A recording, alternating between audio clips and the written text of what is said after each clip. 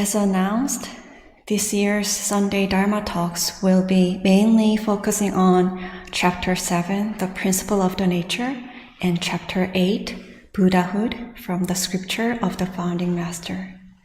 I thought, what a wonderful opportunity for all of us to deepen our awakening to the truth, the principle of the nature, which will, in turn, guide our practice to the right path. Especially Chapter 7, the principle of the nature, casts many hwadus, keywords that create doubt to us. For example, not, but not either.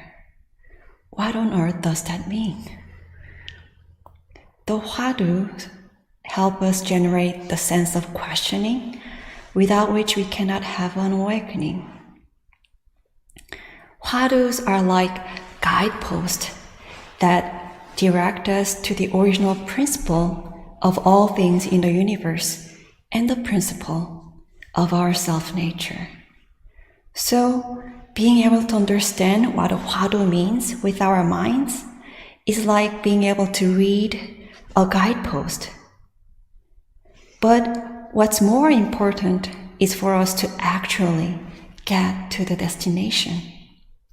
Actually observing our own self-nature or all things in the universe, seeing the principle there and saying, that is what the hwadu means. Gaining awakening. But why is that so important? The Founding Master said, seeing the nature is like mastering the alphabet when we are learning a language. Even if we want to write a great literary masterpiece that can touch many people's lives, if we don't know the alphabet, we simply can't. The reason we practice is to save ourselves and others from suffering.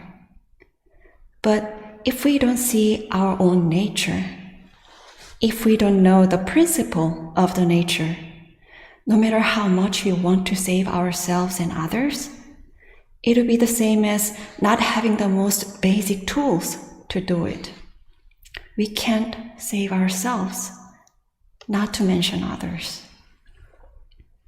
And once we have the tool, we, of course, should apply the principle to our own practice.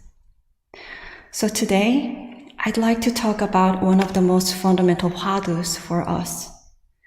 Who am I? And the Buddhist notion of no-self. The notion of no-self is quite confusing to many of us. You may think, there is no self? Then what is it that is talking right now? What is it that answers when someone calls your name? Are you saying that whatever that is doesn't exist? No. The notion of no-self doesn't mean that. Then, on the other hand, what is self? There is no clear-cut answer to that either. What is it that we consider as self? Is it this body? No. This body is simply a material thing that consists of elements. If there isn't something that makes it alive, this body wouldn't be much different than a dead piece of wood. Who am I then? I am Chiyong. Well, that's just a name. Then I'm a person who was born in Korea and the one who did this and that, blah, blah, blah. Well, that's just a piece of information. Who am I? Or a more accurate question would be, what am I? I am this being that has this personality and certain patterns of response to situations. Well, either personality or response patterns are not something fixed. If I had more time, I could go on and on, but when we really think about it, we soon realize that we cannot be defined in any way. Any answer to that question cannot hit the mark. But we know that something that is talking right now does exist. Something that sees, hears, smells, tastes, feels, thinks, talks, does things. We call it numinous awareness. When we are in deep, dreamless sleep, it feels like it's gone. But when an alarm goes off, it's right there. It hears and wakes up. As such, it transcends being and non-being. It is the numinous awareness that works so hard, gets along with people, or doesn't get along with people when it is deluded. Through the endless process of creating and planting seeds and receiving the effects, it creates our lives. And I receive what I sow, and you receive what you sow. No one else can receive it instead of me or you. There is not a hair's breadth of uncertainty in that regard. Then can I think of the numinous awareness as myself? We call it by our names, and that's how we function and communicate with others in this society on a daily basis. As Michael mentioned in his talk about no self, the conception of self starts to form very early on in our lives and is continuously reinforced by our social interactions. However, our original nature, which is described as the numinous awareness, doesn't have a name intrinsic to itself. We just name it arbitrarily. And it is impossible to describe or define it either, as mentioned earlier. Our original nature, the numinous awareness, just like that of heaven and earth, neither arising nor ceasing, it exists on its own. In its original state, there is no discrimination, no deluded thoughts, or no sign of self. That is why it is also called void and calm, luminous awareness. That is our pure, true self. But here is what causes problems when I think of the luminous awareness as myself. I create this additional conception of self in it. Then the conception covers my numinous awareness, and that I, with the conception of self, become the master of myself and create suffering for myself. For example, when I feel that someone embarrassed me or was disrespectful to me, I may not feel very good about it or even get mad at the person. When I don't receive proper acknowledgement for what I did, or when someone dislikes me, it can be painful. And defining myself with labels, I'm always like this, I'm always like that, believing that label as myself and feeling miserable about it. Being too concerned about what others would think of me and being restrained by it. The list goes on and on. Have you noticed what the conception of self feels like?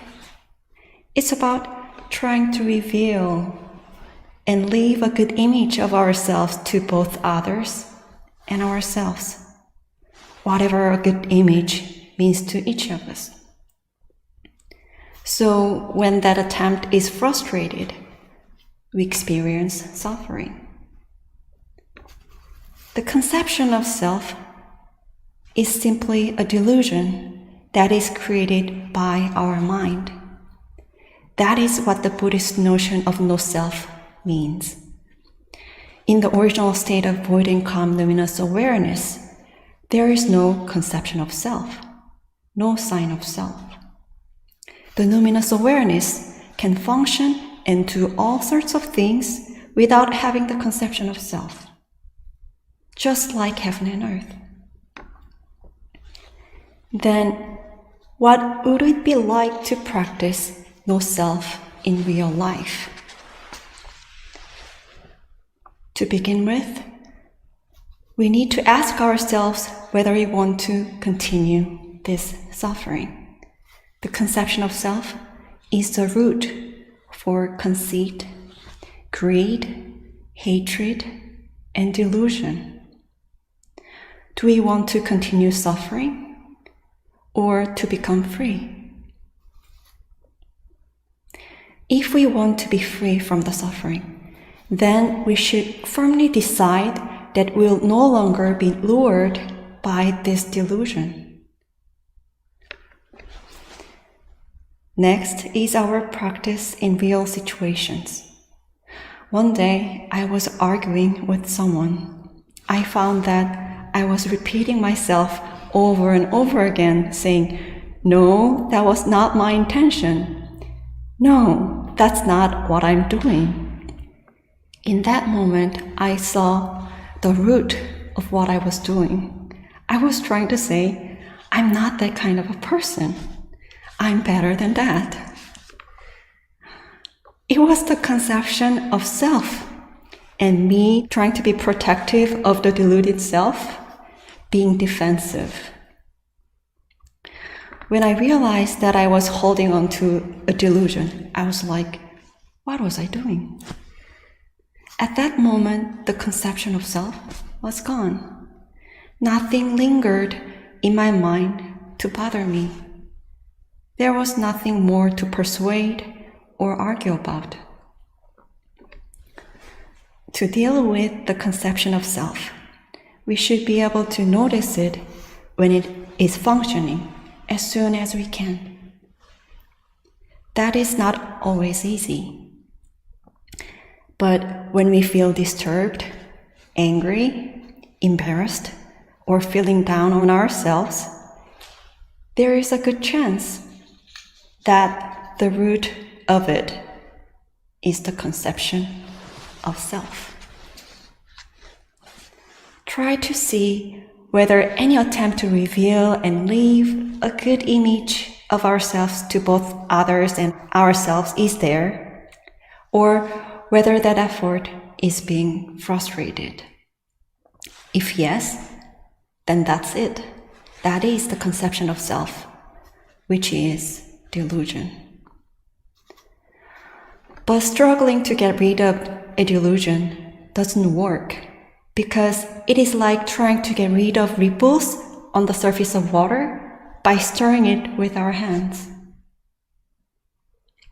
So instead of struggling to get rid of it, the scripture says that we take a suitable measure of only whether or not we are affected by it.